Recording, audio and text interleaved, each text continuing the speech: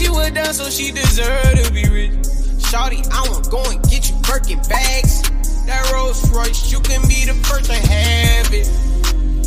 If I see it, I'ma grab it. Take you to Atlanta. Hey you guys, so we're gonna get right into it. This is an HD frontal from Kendra's Boutique. As you can see, I already bleached the knots. I used a 30 volume developer and all of that. I like to pluck on the mannequin head just so my parts and everything can be more defined. I'm plucking in a straight line. My client wants the middle part, and I'm just trying to clean that up. I'm just trying to make the part precise, get those knots, make it real clean looking. I take my time on this. I don't rush it because it's an HD frontal and they tear really easily if you're not careful. So definitely take your time.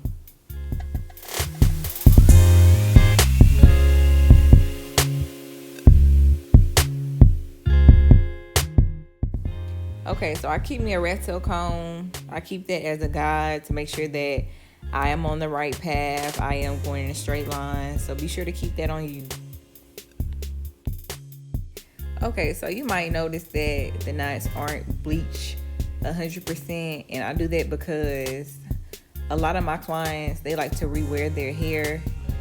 And sometimes when you bleach those knots to the full capacity, it makes the frontal or the closure bald faster. And like those are things I have to take into consideration for my clients, since they do like to reuse their hair and get their money's worth, you know. But when I put makeup on it, it definitely blends in.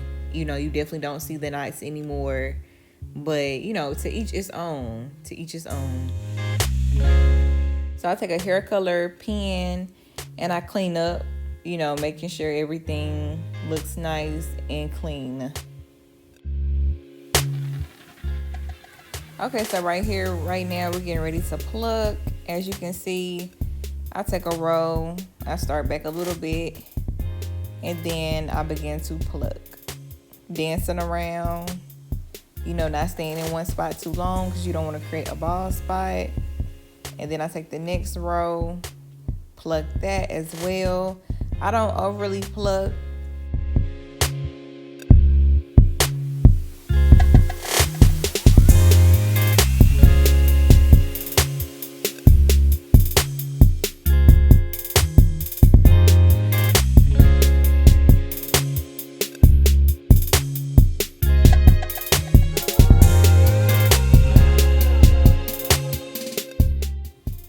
Okay, as you see, it's starting to look really good. It's like a natural pluck. And then I take my hot comb and I just really get in there. I really get in there to flatten it out at the root and to straighten it out. I do all this on the mannequin head. Once again, on the mannequin head.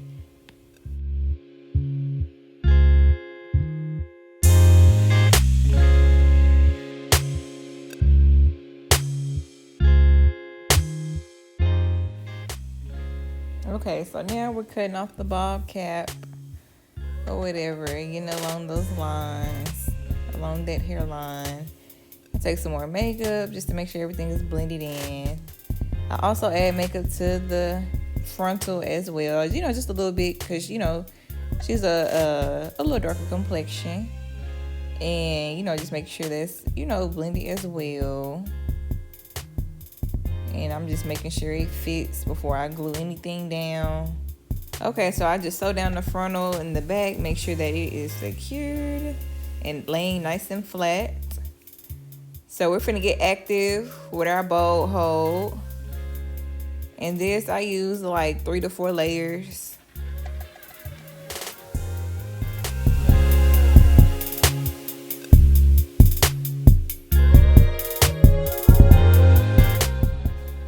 Okay, and then at this point, I'm just laying the frontal down, making sure it matches up.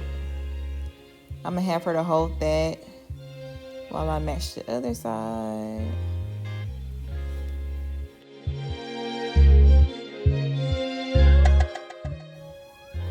So I'm taking my anti-freeze spray.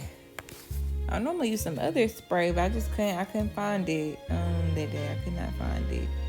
And then I tie it down with the elastic band.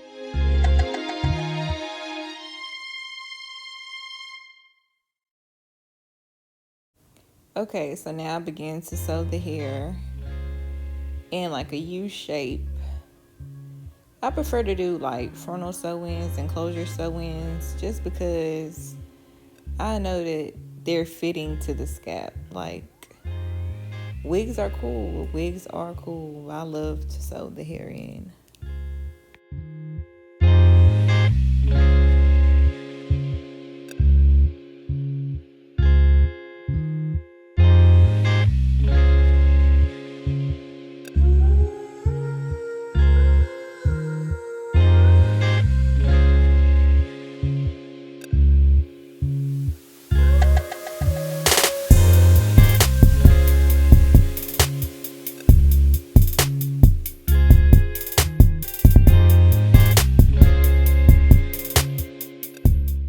When I sew along the perimeter, I always ask them, make sure that the braids aren't too tight.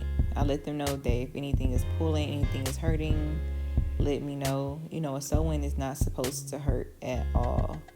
And if it is, just make sure, you're not doing everything just too tight,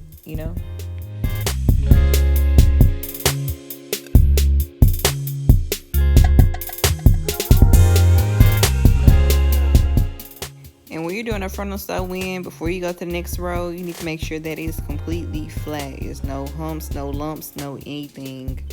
I know sometimes it can be hard to fold tracks or whatever, but, be sure to take your time, make sure that you're doing it right or whatever.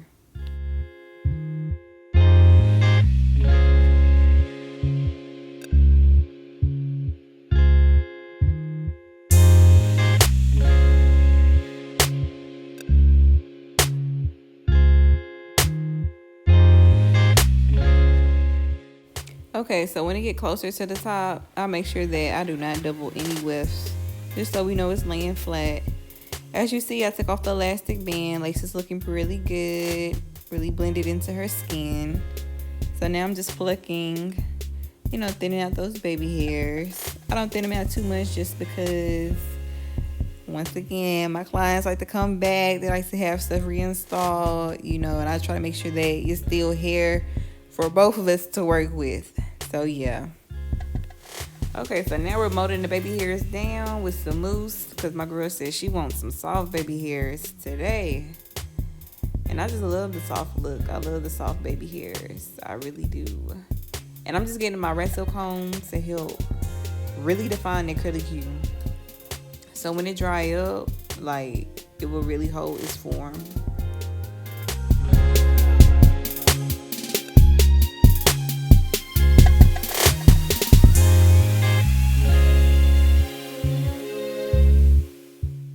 Okay, so this is the other side, and I'm gonna take some bands and tie that down. I sat her underneath the hair dryer, and now my girl's getting some crimps, all 30 inches crimped. I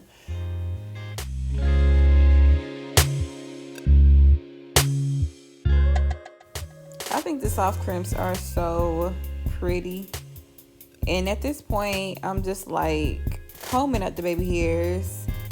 I get my eyebrow razor and stuff like that, kind of shave off a little hair, make it look a little more natural, adding pizzazz on it. So now I'm combing out the baby hair again on the sides. As you see, it's holding that curly Q form, and I think that is just so cute. I love the soft baby hairs. I'm adding some more crimps. It takes forever to crimp 30 inches of hair, but it's so worth it in the end.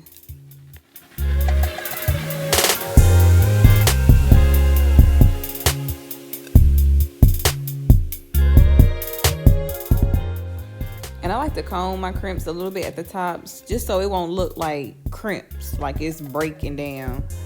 You know what I'm saying? And this is the finished product. I thank you guys so much for watching. Please like, comment, and subscribe. If you want to see any more hairstyles, comment below. And once again, thank you for watching.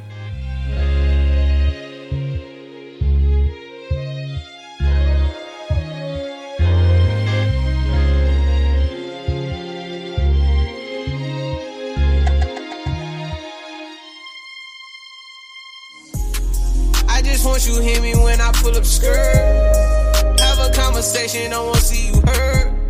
You ain't settle for 'em 'cause you know your worth.